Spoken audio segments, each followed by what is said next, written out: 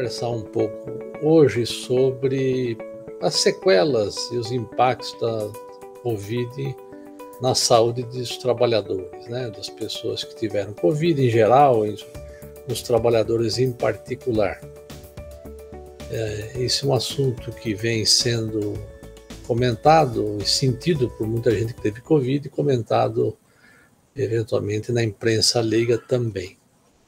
Nessa tela vocês podem ver o número de pessoas infectadas no mundo todo, 553 milhões até hoje, com 6.346.000 óbitos, e aqui alguns países em milhões, né? E em óbitos. O Brasil ocupa, dentre estes países, a maior taxa de óbitos por milhão de habitantes, são 3.064, seguido dos Estados Unidos, 3.145, seguido dos Estados Unidos, e 3.064 que vocês veem outros países com menor, um destaque para a China, com menor óbitos pela política que eles têm bastante agressiva e importante de Covid-0, ou seja, identificou casos, eles fazem a testagem, isolamento, e com isso previnem o alastramento das infecções e dos óbitos.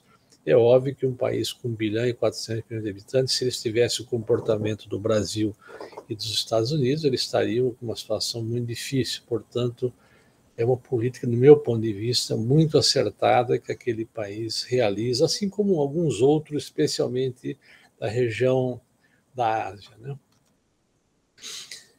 Quando a pessoa se infecta por Covid, pelo vírus que pode causar Covid, ou por qualquer vírus, nós temos uma capacidade inata, todos nós, que nós temos até o momento que a gente tem contato com aquele agente infectivo agressor, e a gente pode conseguir neutralizar aquela infecção.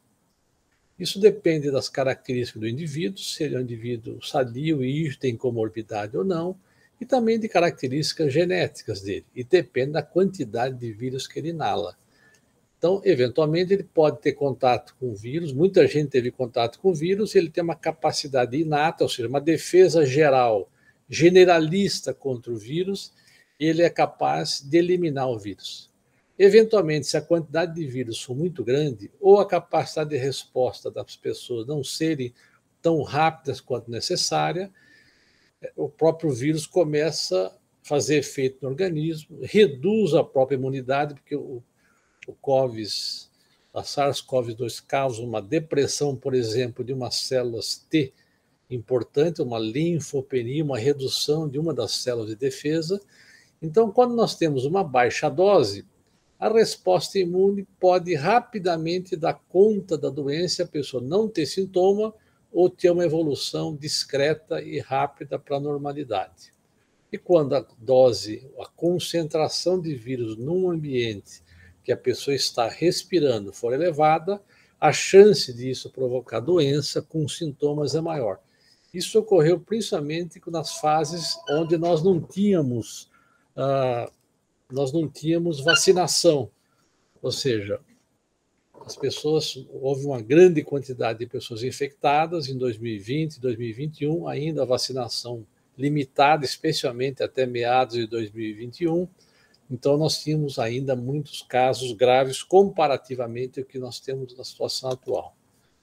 Isso aqui, essa figura, esses gráficos exemplificam isso que eu estou falando. Quando nós temos contato com um agente infeccioso, a gente tem uma resposta, acho que é que eu chamei de resposta imune inata. Inata é aquela que a pessoa tem com ela até o momento que ele tem contato com o agente agressor.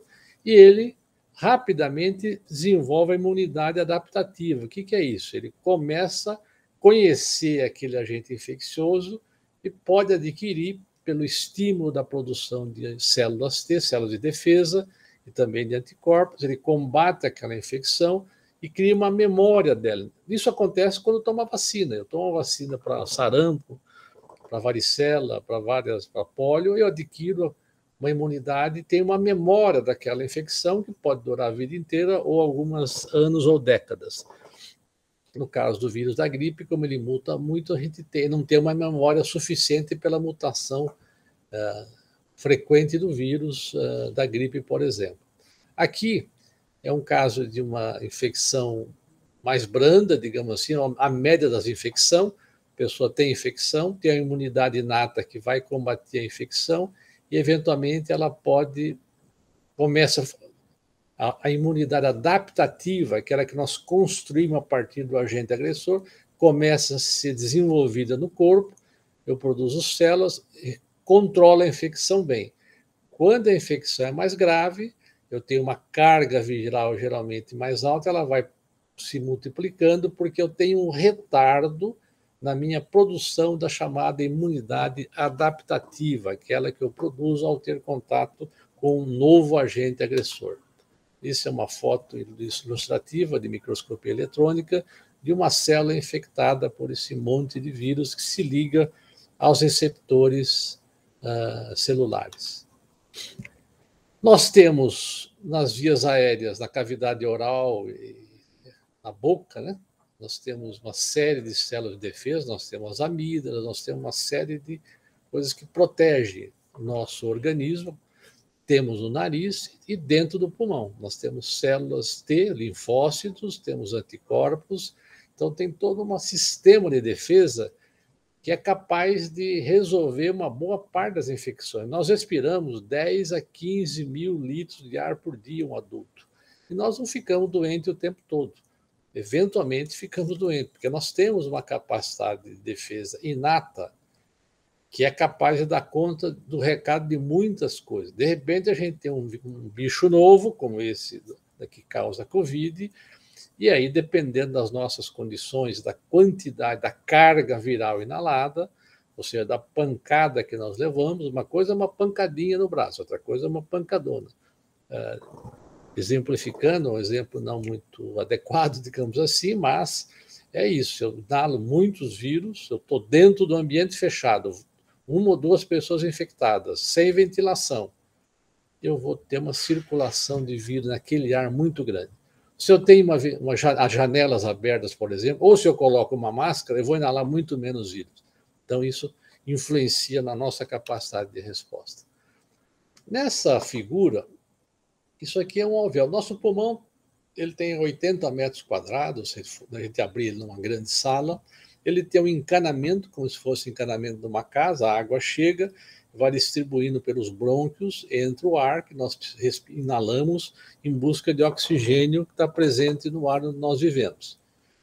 O oxigênio é o comburente, o combustível é a comida. Então, nós funcionamos porque nós comemos, temos o combustível, a gasolina, o diesel, etc., no caso, os alimentos, e temos o comburente, o que permite o aproveitamento dos alimentos que nós consumimos. Sem o oxigênio, nós não conseguiremos viver.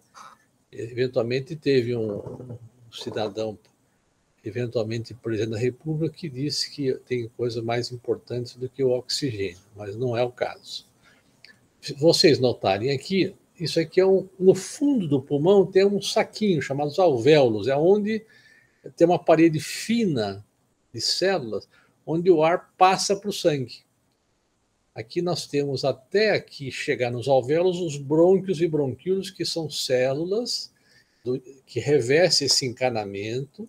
Elas têm uns pelinhos que ficam batendo e produzem um pouquinho de catarro, que vai eliminando porcaria que nós temos nesses 10 a 15 mil litros de ar que nós respiramos por dia. Ela elimina pelos batimentos celulares e porque nós temos células de defesa, como macrófagos, lá localizados ao longo de todo o encanamento, e principalmente lá embaixo, na região alveolar.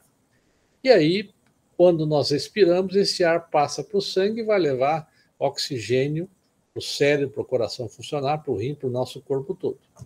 O que acontece quando eu tenho uma infecção, por exemplo, por Covid? O vírus entra, se liga a uma dessas células, receptores, essas células, ao se ligarem no vírus, o vírus acaba penetrando nela e elas acabam produzindo uma série de mediadores, de substâncias como espécies radicais livres, digamos assim, e substâncias que vão chamar na corrente sanguínea mais defesa. Opa, estou sendo agredido aqui no meu pulmão, preciso de chamar mais soldados, digamos assim. Então, essas células, ao terem contato com o vírus, ela emite sinais através de substâncias químicas chamadas interleucinas, ou citocinas, ou quimiocinas, em geral a gente chama genericamente de citocinas, que vão circular, caem na circulação sanguínea, vão lá na medula óssea, ou nos nódulos linfáticos, e emitem sinais para ir até o pulmão, no caso, uma série de outras células de defesa para tentar combater aquele agente infeccioso. No caso de bactérias, isso funciona razoavelmente bem. Mas no caso de vírus, eu chamo essa linha de defesa, ela não é capaz de combater os vírus. O que combate os vírus, essa primeira linha de defesa, é a produção de anticorpos, que demoram um certo tempo para produzir, isso varia um pouco entre nós, e também algumas células de defesa que precisam ser especializadas naquele vírus novo. E quando isso não ocorre, eu acabo provocando uma inflamação lá no fundo do pulmão. Eu encho esse alvéolo de líquido, de células, e o ar que nós respiramos, quando ele entra aqui, ele não consegue passar para o sangue, porque isso aqui está cheio de porcaria, cheio de proteínas, de líquido, e, portanto, o oxigênio tem dificuldade de translocar para a corrente sanguínea e alimentar de oxigênio o nosso corpo todo. Por isso, nós temos falta de ar, por exemplo. Aqui mostrando aquilo que eu falei, o organismo, o vírus entra no pulmão, tá certo? Aqui são essas bolinhas, é uma desenho do que seriam os alvéolos dentro do pulmão. Aqui a rede de sangue arterial e venoso, e aqui é o que acontece quando nós temos uma infecção pelo vírus. E essa infecção é provocada nos pulmões, elas não só inflamam o pulmão e diminuem a capacidade respiratória nossa, porque ela cria uma certa barreira ao oxigênio para ir para o sangue, como esses mediadores, essas citocinas inflamatórias do pulmão, elas também acabam circulando no corpo todo e acabam levando uma inflamação no nosso corpo. Então, nós temos dor de cabeça, dor nas pernas, fortes dores no corpo, alterações cardíacas, alterações renais, alterações digestivas que pode acontecer nas pessoas que têm infecção por vírus, no caso específico para o vírus SARS-CoV-2. Eventualmente, o vírus também ele é muito pequenininho, ele sai do pulmão e circula na corrente sistêmica também. Ele pode entrar também pelo bulbo olfatório, pelo nariz, nós temos terminações nervosas, então ele pode passar pelas terminações nervosas para o sistema nervoso central, para a nossa cabeça, e dos pulmões ele pode circular em todo o corpo, além do efeito pulmonar inflamado ser o grande orquestrador de uma inflamação sistêmica. O que é isso? No corpo inteiro, porque ela cai no sangue e isso circula em todo o nosso organismo.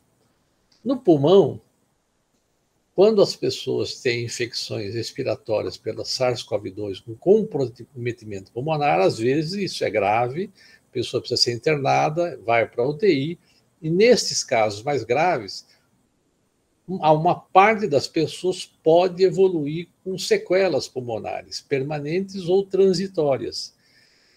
Porque, primeiro, pela inflamação. Quando você tem uma inflamação, é uma tentativa do organismo de cicatrizar, digamos assim, de reparar aquela inflamação. E isso pode deixar cicatrizes, digamos assim, que a gente chama de fibrose.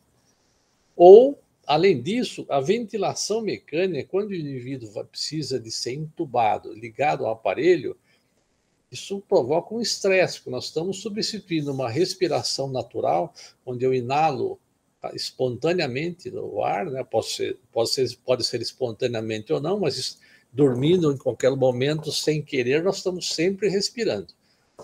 Então, quando eu faço uma ventilação com equipamento e com a sonda orotraqueal, que vai lá na traqueia, eu estou reduzindo defesas do pulmão, facilitando a infecção, porque os mecanismos de defesa dessa parte nossa está reduzida pela sonda e também pela pressão, pela maneira provocada pelo ato mecânico de ventilar, eu posso causar lesões. Por isso que é muito importante as unidades de terapia intensiva ter equipes muito qualificadas, equipamentos adequados para ajudar o paciente a se recuperar, a ventilá-lo melhor, para ele poder sarar, dar tempo deles se recuperar e provocar o menor dano possível. Sempre algum dano existe porque você está introduzindo, mas esse dano é muito reduzido com as equipes experientes, consegue entubar o paciente, ventilar o paciente, extubar o paciente com a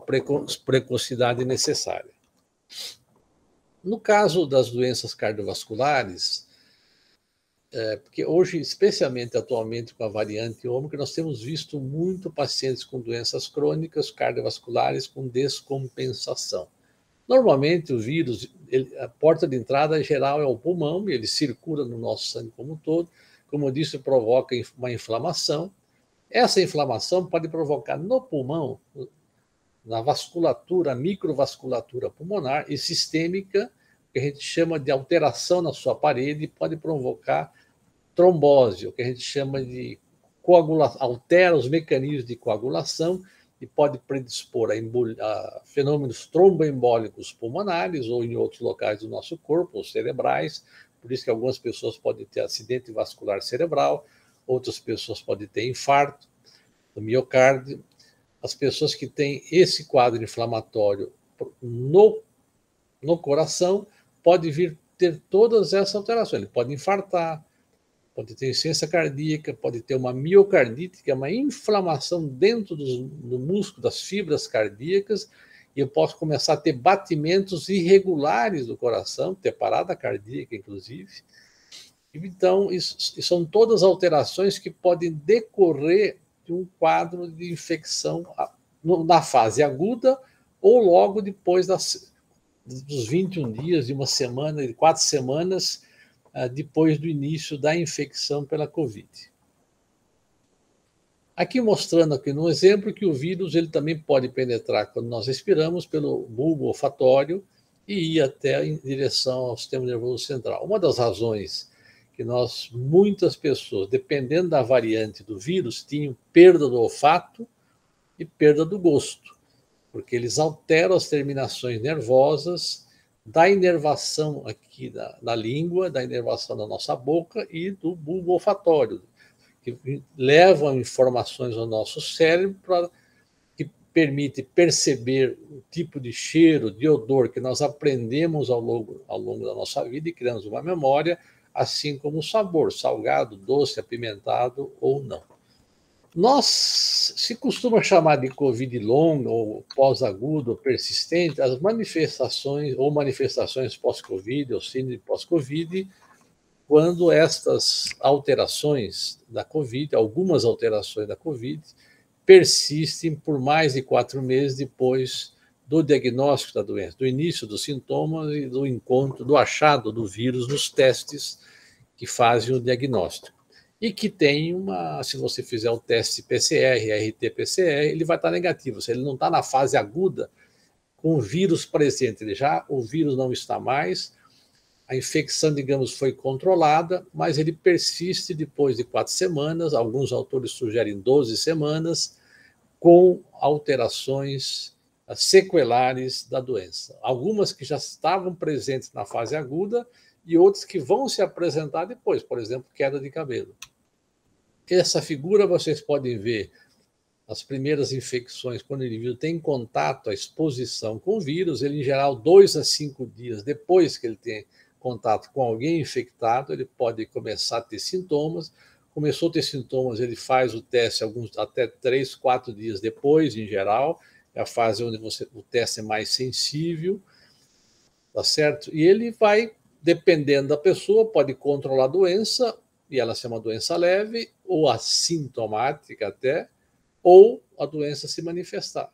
Depende, lembra das características do indivíduo, da concentração de vírus, e também se o indivíduo, nós agora estamos, felizmente, aqui atualmente, em vários estados brasileiros, na sua maioria, uma boa porcentagem de vacinação, embora ainda há necessidade de muitos adultos e crianças e jovens se vacinarem com terceira e quarta dose para fazer o reforço. Isso é uma coisa muito importante.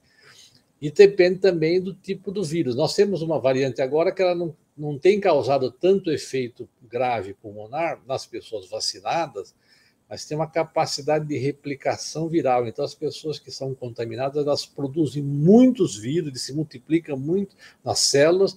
Então, a pessoa, quando fala, conversa, respira, tosse, etc., ele espalha muitos vírus, então é muito contaminante. As pessoas vão numa...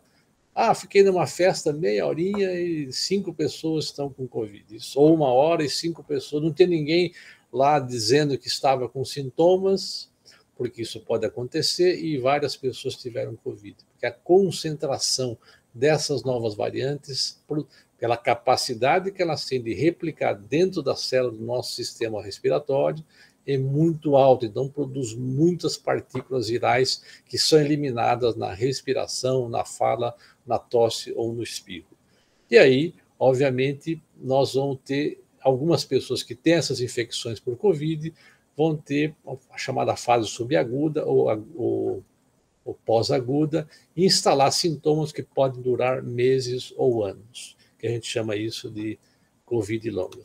Esse aqui é um trabalho feito ainda, publicado em 2021, feito ainda com resultados da primeira, dados de 2020, de pesquisa das infecções virais no ano 2020, mostrando 48 mil pacientes, os principais sintomas eram cansaço, dor de cabeça, queda de cabelo, tá certo? Náuseas, falta de ar, redução da audição, tosse, dor ou desconforto torácico. Esses são os principais, além de alterações na imagem, na radiografia ou na tomografia de tórax, e algumas pessoas com elevação do dímero D, que é um marcador de coagulação no nosso sangue.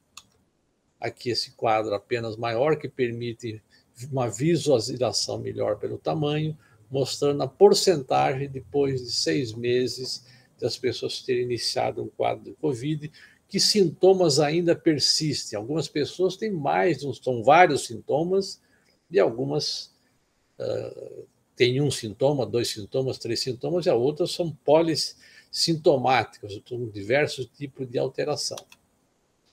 Ok? Aqui eu mostrando que 80% tinham pelo menos um sintoma nesse período. Esse é um outro artigo interessante, feito com veteranos nos Estados Unidos que tiveram Covid, hospitalizado e não hospitalizado. Então, mostrando uma coisa importante, que a ocorrência de sintomas pós-Covid, depois de 6 meses, ela é maior naqueles indivíduos que tiveram hospitalizados, aqui em verde, e mais ainda internados em terapia intensiva, do que aqueles que não precisaram de ter internação hospitalar. Isso para quase todas as doenças, eventualmente algumas não têm significância, diferença, mas a maioria, como doença coronariana, arritmia, insuficiência cardíaca, taquicardíaca, enfim, são várias outras doenças onde estar internado ou estar em UTI principalmente, o risco, a chance dele ter manifestações de uma síndrome crônica pós-Covid é bem maior. Esse é um outro trabalho mostrando também que mesmo pessoas que tiveram nos primeiros 4 meses ou no período intermediário, ou seja, em qualquer tempo, com 250 mil sobreviventes, a frequência de sintomas pós-Covid ao longo dos, até o 5º mês, 6º mês praticamente, são muito parecidas. Ou seja, metade dessas pessoas tiveram sintomas tanto na fase aguda como na fase crônica. E as principais alterações encontradas na fase crônica são essas alterações respiratórias, como fibrose, alteração na disfunção na ventilação pulmonar, tosse, alterações na imagem, aqui a opacidade de vidro fosco visualizada no exame de imagem da radiografia e principalmente da tomografia, falta de ar, enfim. e demanda por uso de oxigênio. E aqui outros sintomas gerais, como tive pacientes que eram atletas e ficaram, os únicos sintomas praticamente eram dor no corpo, com um exame que a gente mede uma enzima chamada CPK, no sangue periférico, ele parecia que tinha tomado uma injeção de benzetacil no músculo uma vez por semana, tamanho era a lesão da musculatura periférica dele provocada pelo Covid. Praticamente era o único sinal que esse rapaz jovem teve.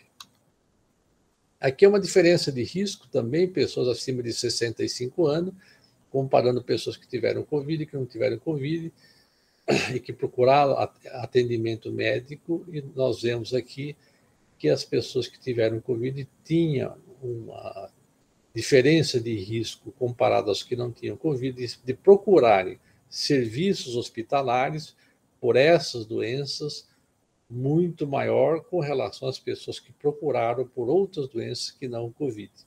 E as admissões hospitalares eram sempre quem precisou fazer admissão hospitalar, tinha alterações pós-Covid, ou seja, de Covid prolongada, essas alterações, muito mais do que aquelas pessoas que tinham Covid e não precisaram ser internadas, marcados aqui em vermelho. Ou seja, precisou internar ou ir para a UTI, significa que a doença certamente é mais grave. As doenças mais graves aumenta o risco de sequelas pós-Covid, aquelas sequelas que surgem depois de 4 semanas, alguns autores sugerem um período maior, de sintomas ou sinais decorrentes de ter tido a Covid. Aqui mostrando também diferença de risco e razões de risco dessas doenças em indivíduos que tiveram Covid e não Covid, ou seja, internação em pessoas que tiveram Covid comparada a não Covid, qual é a persistência de sintomas depois de 4 semanas. Esse estudo mostra também uma alteração na qualidade de vida das pessoas, ou seja, aqueles que tiveram Covid acabam tendo redução da mobilidade. Vamos pensar o seguinte, eu tive Covid, no meu caso próprio, eu perdi 14 quilos, eu saía, não conseguia andar, então tem um risco de mobilidade, eu demorei para normalizar meu andar 3 meses. É claro que eu tive em UTI e tal, mas demorei 3 meses para poder andar normal. Não subir ladeira, nem exercício, mas andar normal. Tá certo? E isso aumenta o risco das pessoas que vão para casa sem assistência adequada de ter queda e fratura. E isso não é contabilizado, em geral, com alteração, digamos, dentro do registro de saúde, em geral, não são como contabilizadas associada à Covid, mas são. Aqui também mostrando dor e desconforto dessas pessoas e aumento dos quadros de ansiedade ou de depressão e uma piora em geral da qualidade de vida. As alterações respiratórias mais comuns dependem muito de quem teve uso de catéter de alto fluxo, que a gente chama ventilação não invasiva, de ventilação mecânica, ou seja, internou, precisou de ir para uma UTI ou de ter um suporte ventilatório, os riscos de ter alterações pulmonares sequelares são maiores do que se isso não fosse necessário. Isso aqui é um exame de função pulmonar, não há necessidade, mostrando que nós temos uma capacidade de encher o peito e de esvaziar. Que esse exame, chamado de espirometria, ele mede quanto entra o ar no pulmão, quanto cabe, normalmente, a partir de uma inspiração máxima, e com qual a velocidade com que esse ar sai. Se eu tenho um encanamento enferrujado, por exemplo, como acontece na bronquite crônica, ou não é bem enferrujado, mas ele está estreitado no caso da asma, a velocidade do ar sai do pulmão mais devagarzinho. Eu consigo saber isso fazendo esse exame. Ou se o pulmão está menorzinho, está cheio de líquido, por ciência cardíaca, por Covid, ou por uma fibrose, etc., cabe menos ar. Eu também consigo avaliar por alterações na função pulmonar. Então, são esses exames que a gente faz para saber. Esse aqui, classicamente, o indivíduo que tem dificuldade de esvaziar o pulmão, porque ele tem enfisema e bronquite crônica. O pulmão enche o ar e o encanamento está cheio de ferrugem, meio colapsado, ele não esvazia o pulmão. Se não esvazia, vai acumulando o ar no pulmão, cada vez eu consigo encher menos o pulmão com ar renovado com oxigênio e acaba tendo falta de ar. São as pacientes que têm enfisema ou bronquite crônica, mas que depende da gravidade, existem casos bem leves, moderados e graves, obviamente. Nem todos têm os mesmos sintomas, felizmente. A principal causa, nesse caso, é o tabagismo, poluição do ar, são fatores importantes desses distúrbios chamados de dificuldade do ar entrar e principalmente de sair do pulmão. Aqui é o contrário, ou seja, não é que o ar tem dificuldade de sair e nem de entrar, ele entra e sai fácil, mas o nosso pulmão está menorzinho. Isso é uma das sequelas da Covid. O pulmão ficou fibrosado, diminuído, tem menores áreas de trocas gasosas. Eu encho menos, cabe menos ar no pulmão, e às vezes eu tenho também, além de caber menos ar, tem uma barreira de cicatriz dificultando a passagem do oxigênio para o sangue, por isso que posso ter bastante falta de ar. Muito bem. Esse aqui é um paciente com 62 anos, 7º dia dos sintomas. Essa é uma tomografia, a pessoa deitada, um corte a gente chama de axial, aqui a gente chama de corte coronal.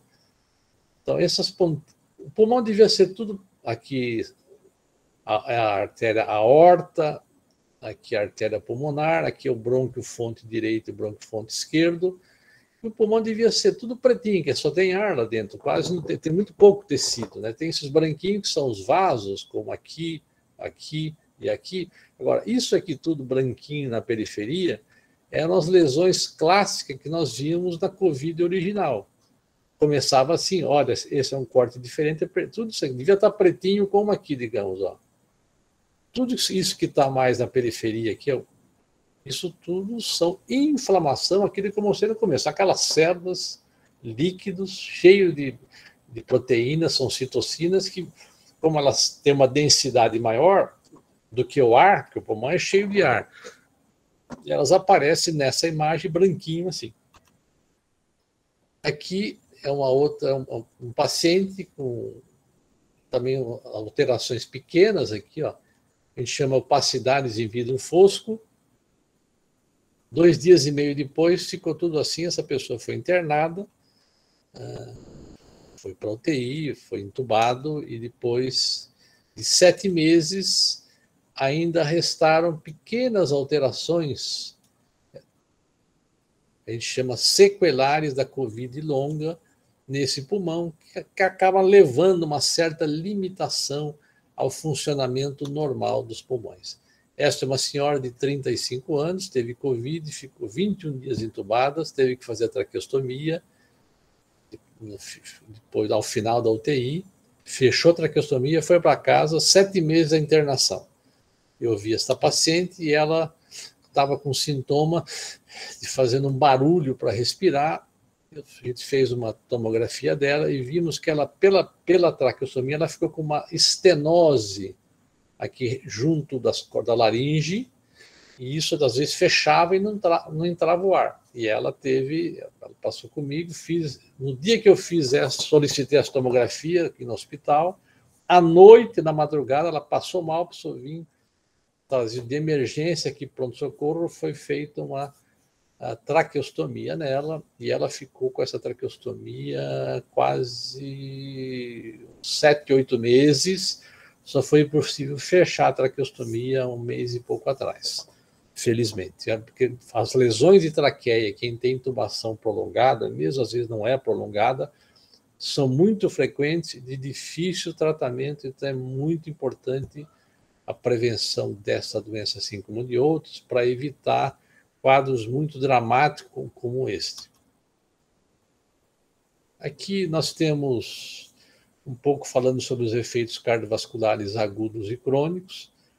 Vale também o que vale para o pulmão, ou seja, nós podemos ter infecções leves, moderadas e severas. Mas claro que as infecções severas podem provocar inflamação com alterações crônicas persistentes no músculo cardíaco ou na película que envolve o coração, que é chamado pericárdio, ou no próprio interstício pulmonar, e, portanto, tem um quadro de insuficiência cardíaca e de arritmia É muito frequente as pessoas que tiveram Covid ter... Isso aconteceu também comigo. Você tem a Covid e fica com a sua frequência cardíaca aumentada em repouso. Porque o vírus ele provoca uma inflamação no músculo cardíaco e você às vezes precisa controlar isso com medicamentos até esse quadro todo esfriar, ou seja, essa inflamação ir desaparecendo com o tempo. Este é um quadro também interessante mostrando o excesso de doença em 12 meses por desfechos cardiovasculares em pessoas com Covid e uma corte de pessoas com controle. Então, vocês notam aqui também, da mesma maneira, as pessoas que foram internadas, não hospitalizadas, não hospitalizadas, hospitalizadas é aquela que foram hospitalizadas e precisaram ir para a UTI.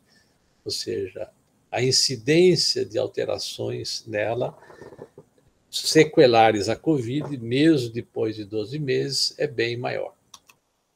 Alterações psiquiátricas são muito importantes. Insônia, tontura, dor de cabeça, anosmia, psiquiátricas ou neurológicas, né?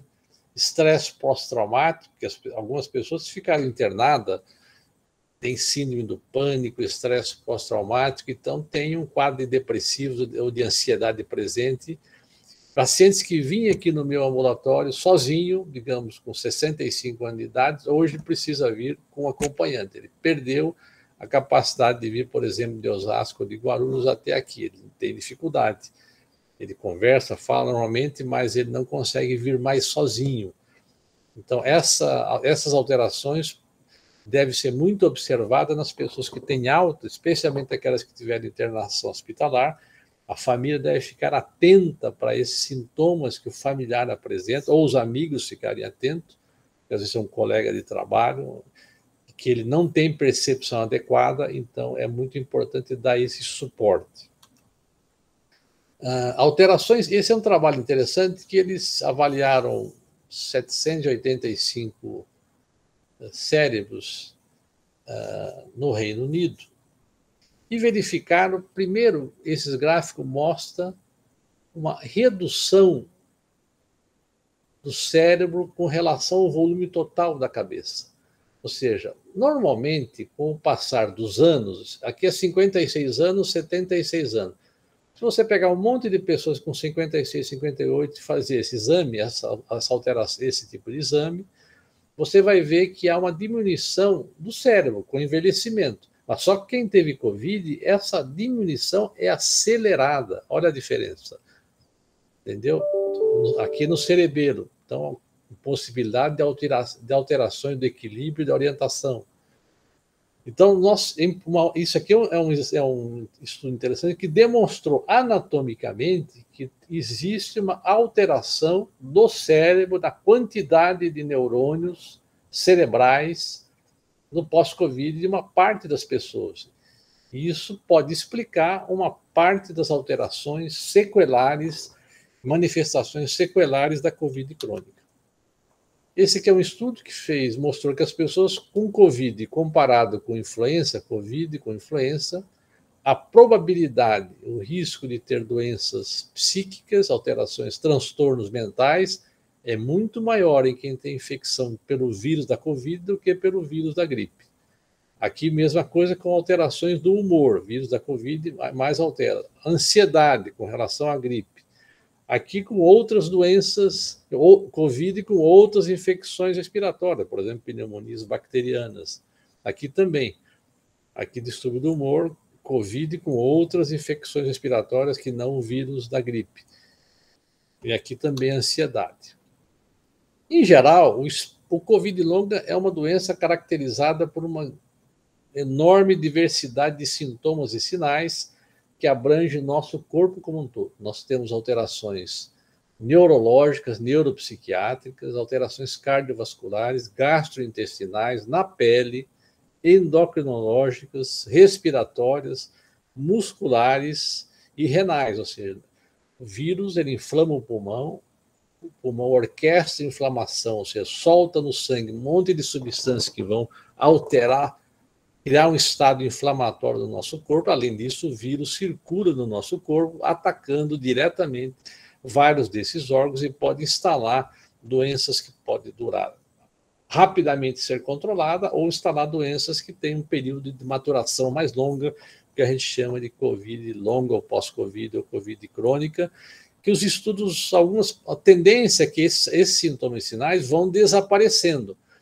mas ainda não existem estudos de longo prazo, ou seja, superior a um ano e meio, para saber qual a porcentagem de alterações que fica. Eu não estou falando alterações daquele que teve um derrame e ficou com sequela, com acidente vascular cerebral, popularmente conhecido como derrame, o que ficou com sequela motora, às vezes é irreversível, da fala, tá certo? Ou aquele que teve um infarto e necrosou uma parte importante. Estou falando daqueles que não tiveram esses eventos dramáticos agudos, mas que mantêm, por outras alterações, um quadro de doenças crônicas, fora aqueles eventos dramáticos agudos que levaram ao óbito ou uma incapacidade logo permanente, logo na fase aguda da doença. Uma coisa importante é que várias categorias profissionais estão mais sujeitas a riscos.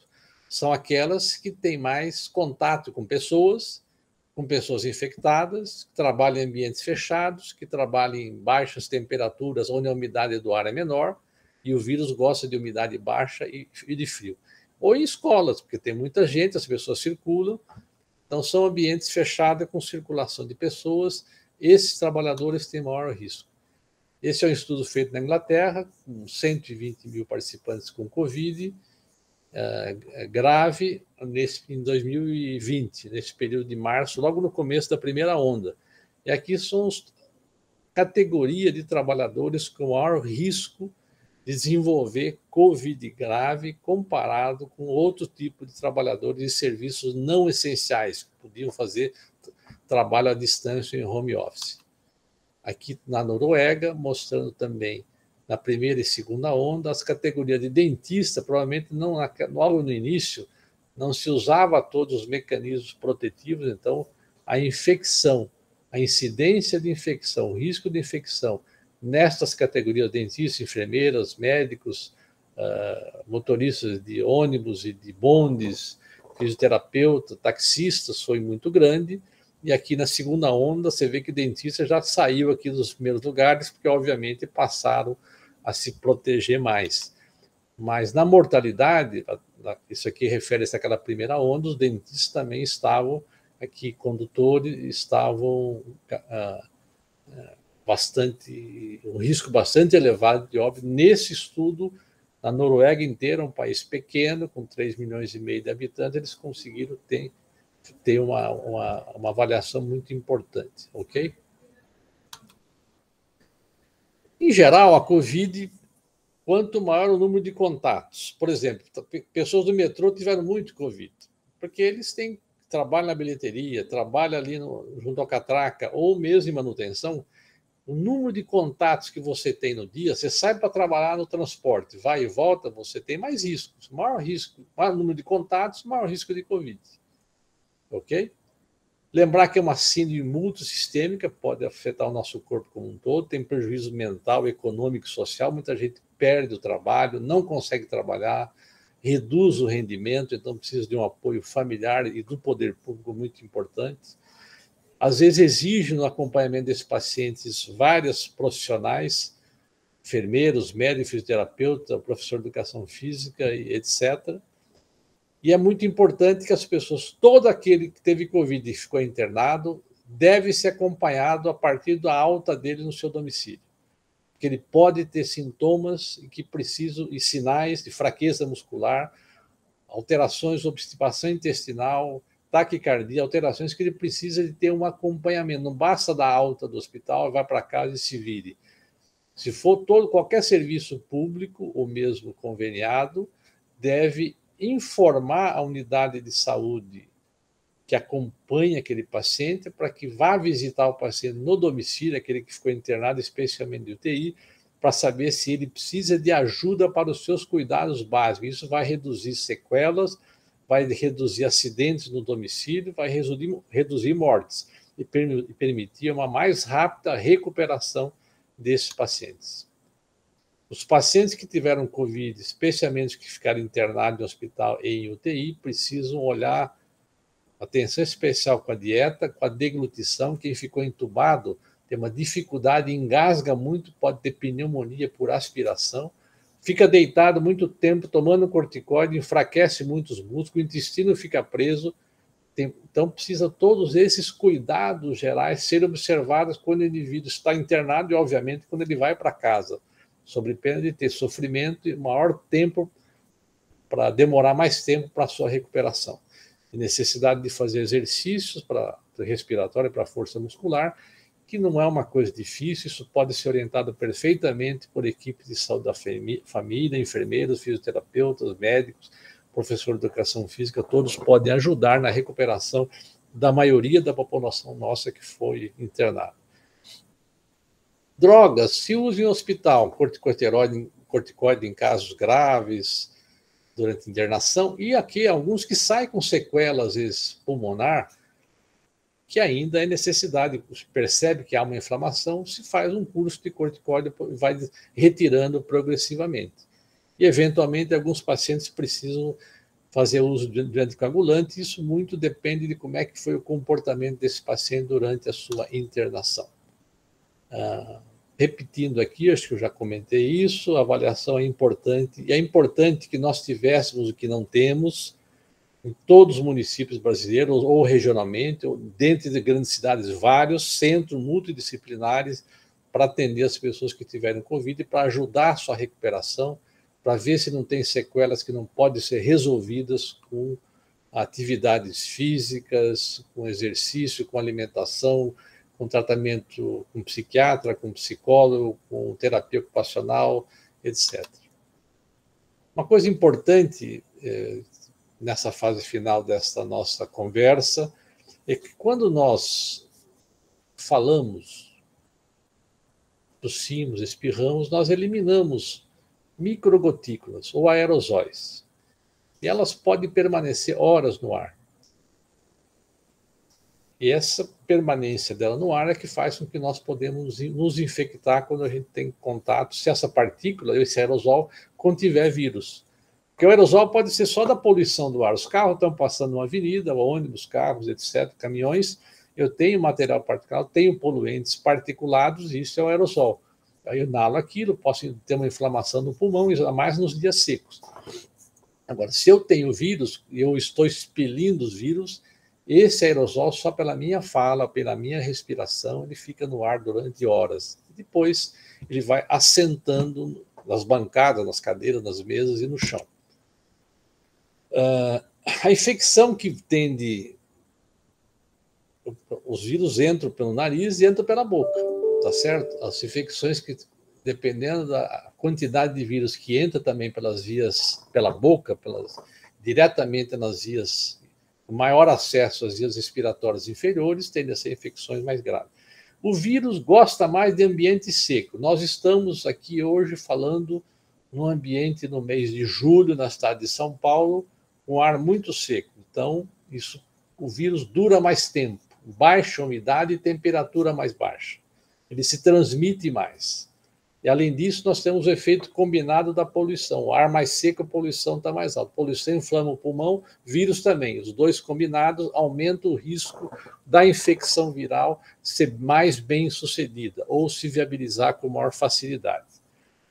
Nos ambientes ventilados, eu estou numa sala, se eu estou com a janela fechada e alguém infectado, o vírus fica lá dentro horas. Se eu abro janelas, há um decaimento pela ventilação, abro duas janelas que permitem o fluxo de ar. É muito importante, ambientes que tiverem pessoas infectadas sabidamente e não sabidamente, ter a máxima ventilação possível com janelas abertas. Não é circulação de ar, é possibilidade de troca de ar naquele ambiente. Isso aqui mostrar para vocês, essa figura, o que nós estamos falando em vírus, são partículas pequenininhas, 0,1 micrômetros, são nanopartículas, por isso que ele fica em suspensão. Aqui são bactérias, glóbulos vermelhos, células em gerais, pólen, aqui é cabelo, aqui é um pinho, a ponta de um alfinete. Esse aqui é um gráfico que mostra quando eu estou falando, está vendo aqui? Tossindo, digamos assim, eu elimino partículas, tendo a eliminar partículas pela tosse maiores, mais gordinhas. Essas partículas maiores, quando eu tuço, elas caem mais rápido no chão. Quando eu estou falando, conversando, eu produzo partículas menores, eu produzo as duas partículas. Quando eu tuço, eu produzo partículas menores e maiores, mas produzo também maiores.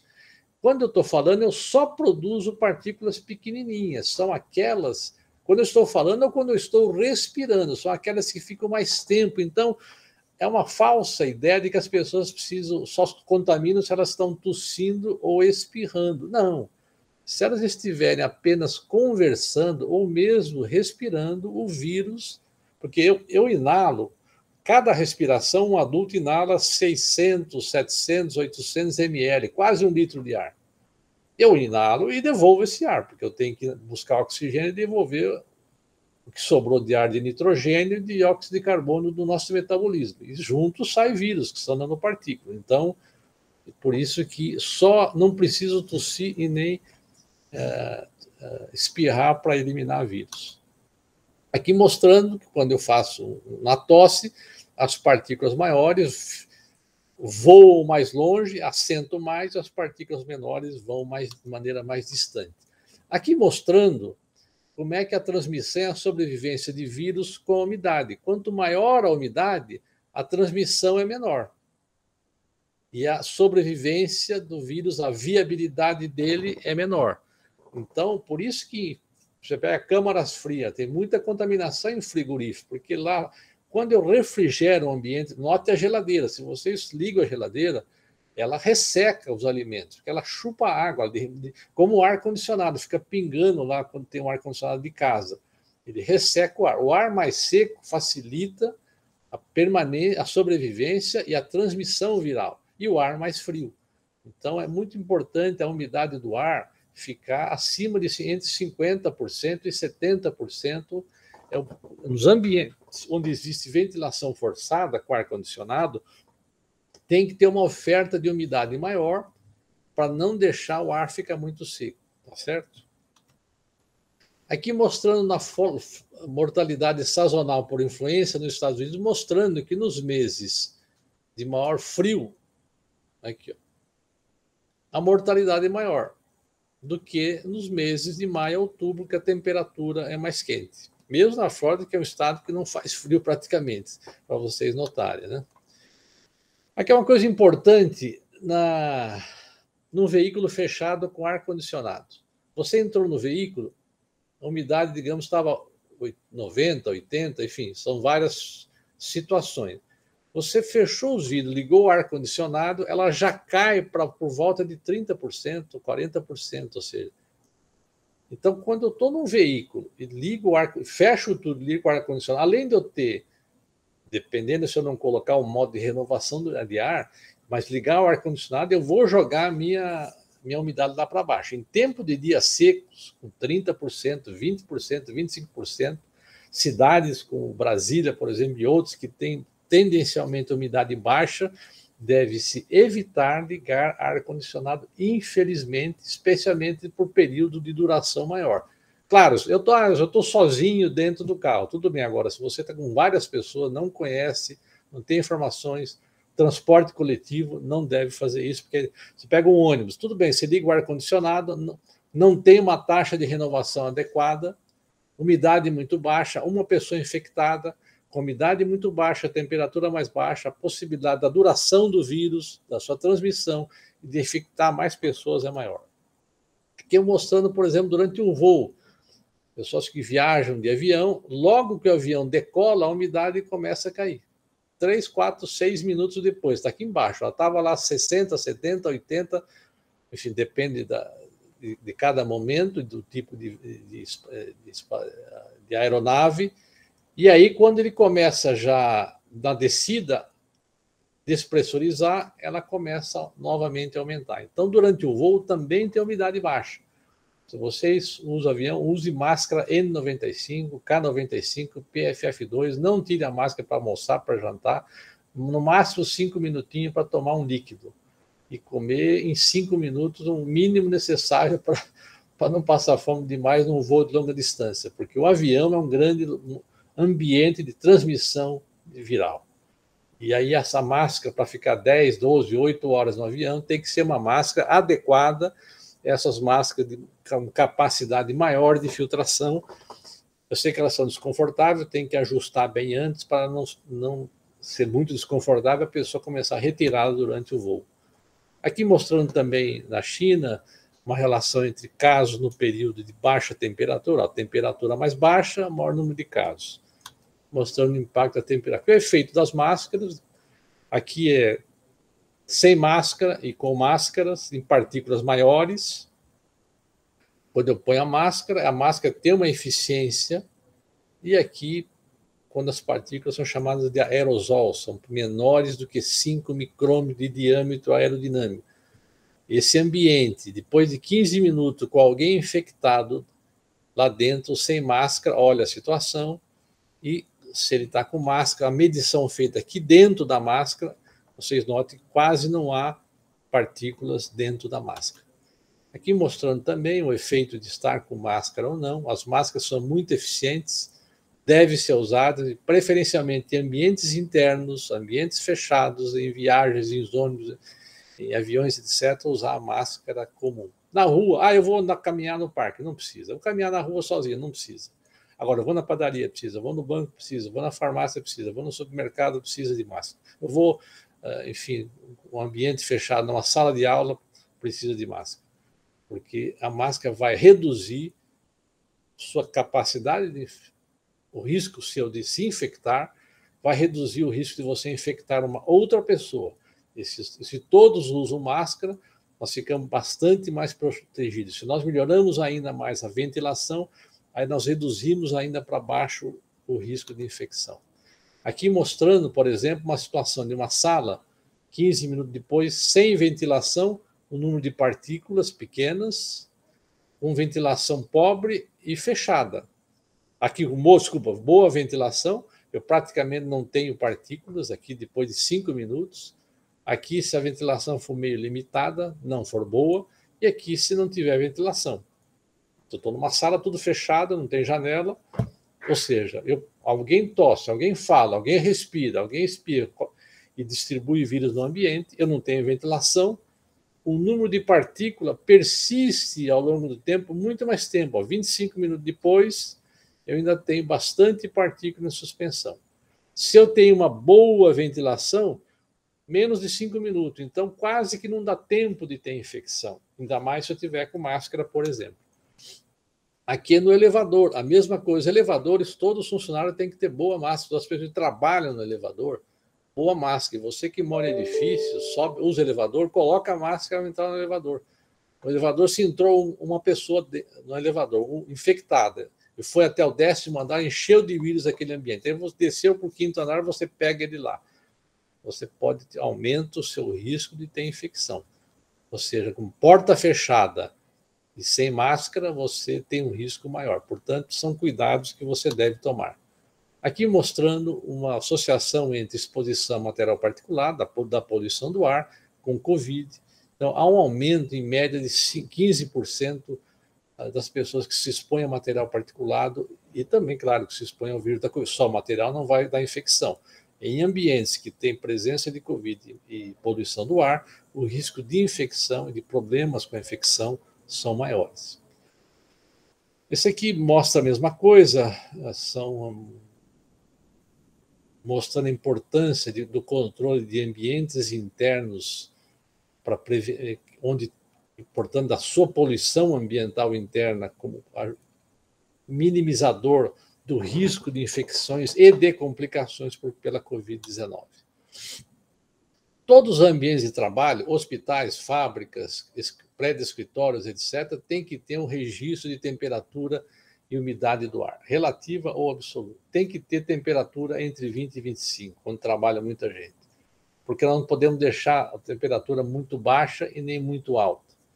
Manter uma umidade por volta de 50%, taxa de ventilação. Isso existe maneira de calcular. Se calcula a ventilação pelo volume e pelo número de pessoas que trabalham naquele ambiente, ou que frequentam. Viagens aquilo que eu já falei, sempre com máscara adequada. Distanciamento físico é importante, mas é insuficiente. Se nós não tivermos máscara nem ventilação, pode ficar 2,5 metros de distância no ambiente que você vai ser contaminado. É claro, se eu uso máscara, tenho boa ventilação e puder manter o distanciamento, sempre é o mais adequado. Cuidado com ambientes de ventiladores, que são, na verdade, circulador de ar. Ele não renova ar de fora para dentro. Ele fica circulando e refrigerando o ar e espalhando o vírus se tiver uma pessoa infectada. Ok? Aqui é uma coisa importante. Atualmente, nós temos tido menos quadros graves de Covid, embora tenha aumentado, as alternações flutuam com a baixa vigilância da população, porque o Estado tem desestimulou o uso de máscara, desestimulou o uso de medidas de proteção.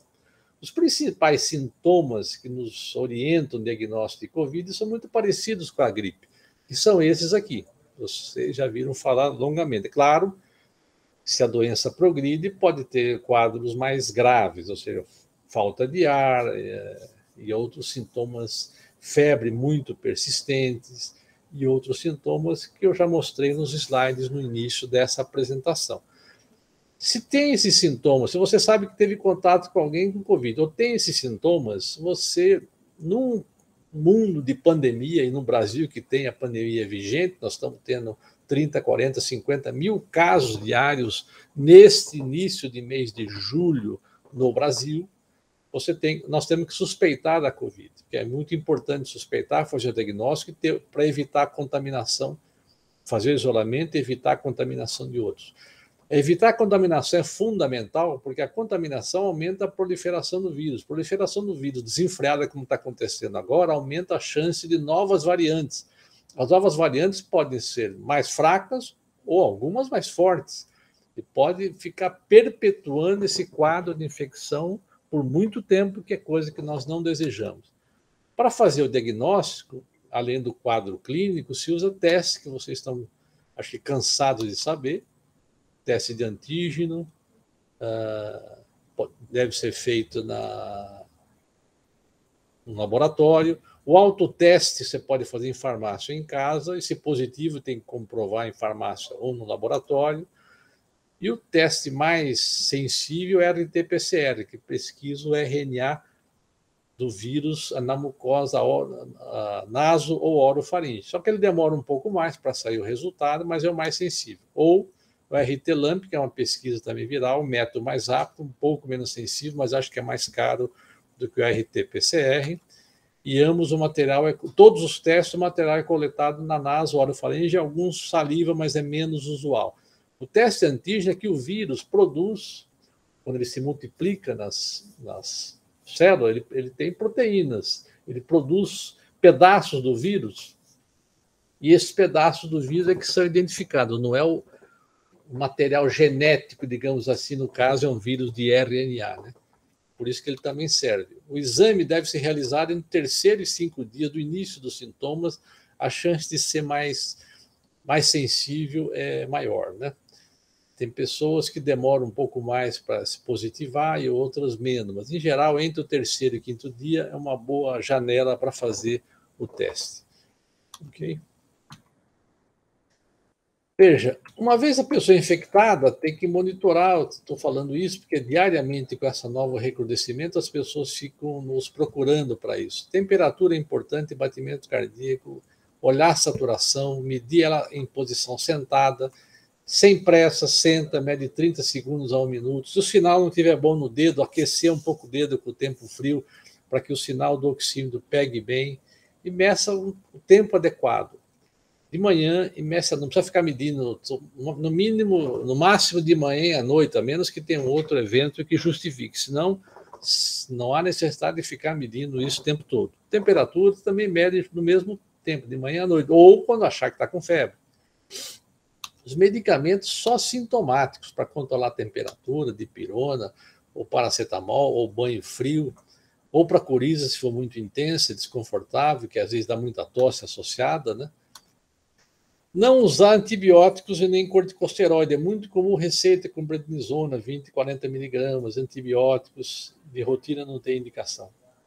Claro, Tem pessoas que têm bronquite crônica, enfisema, que a infecção pelo Covid pode exacerbar, tem que ter um olhar diferente. Pessoas asmáticas, graves, difícil controle, às vezes a Covid piora o quadro, aí tem que ter uma adequação da medicação, mas em geral, nas pessoas que não têm esses quadros, não use antibióticos, não use, a não ser aquelas pessoas que estão graves e precisam de um hospital, se elas não se sentem bem, tem que ir no hospital, eventualmente precisarão de um suporte de internação. E aí, no hospital, dependendo se tiver hipoxemia ou outros quadros, poderão ser necessário o uso de antibiótico, de corticosteroide, de anticoagulantes, e sim, se usa um arsenal de medicamentos para as pessoas com internação. As pessoas ambulatorial com sintomas leves como esse, lavar nariz com soro fisiológico para hidratar várias vezes por dia, eventualmente um antihistamínico se tiver muita coriza, e medicamento ou medidas para febre, banho frio, banho gelado ou dipirona ou paracetamol, dependendo do quadro de alergia que a pessoa tiver, né? A hidratação sempre importante, especialmente no tempo seco. É muito importante as pessoas, às vezes idosas, que têm alguma comorbidade, quando tem Covid, dorme à noite e depois fica deitada no sofá o dia inteiro ou sentado o dia inteiro. Se movimenta, cara, como no avião, só fazer uma viagem longa de 10, 12 horas no avião, de vez em quando levanta, mexe as pernas, a mesma coisa quando tem Covid. Porque o Covid é uma inflamação sistêmica que predispõe a fenômenos tromboembólicos, e você se movimentar de vez em quando, saiba na cozinha, banheiro, sala, se tiver em condições, põe uma máscara, dá uma andadinha no local da casa, ou do prédio, ou da rua onde você mora. Quando você, se tem febre persistente, queda da saturação, cansaço excessivo, dor de cabeça que não melhora, procure um serviço, um atendimento médico para saber se não precisa fazer exames complementares, medicamentos adicionais, etc. Se for só sintomas leves, não há essa necessidade. Então, com isso, nós que conversamos com vocês de uma maneira geral, bastante ampla, em geral sobre Covid, medidas principalmente de proteção ambiental para reduzir infecções, ventilação principalmente, uso de máscaras. Todo mundo deve se vacinar, a vacina diminui a transmissão, não é que ela impede 100%, mas ela reduz a transmissão. A quantidade de vírus que o indivíduo está vacinado elimina é menor do que se ele não tiver vacinado. Uma parte não desenvolve a doença porque tem anticorpos e tem células de defesa. E aqui desenvolve a doença tende a ser leve. É 100% não, tem algumas pessoas que têm uma série de comorbidades que podem mesmo assim ter uma doença mais grave, mas a maioria das doenças graves são vistas em pessoas que não tomaram vacina ou não tomaram o número de doses necessária para a sua proteção que nós temos hoje. Muito obrigado e um abraço a todos.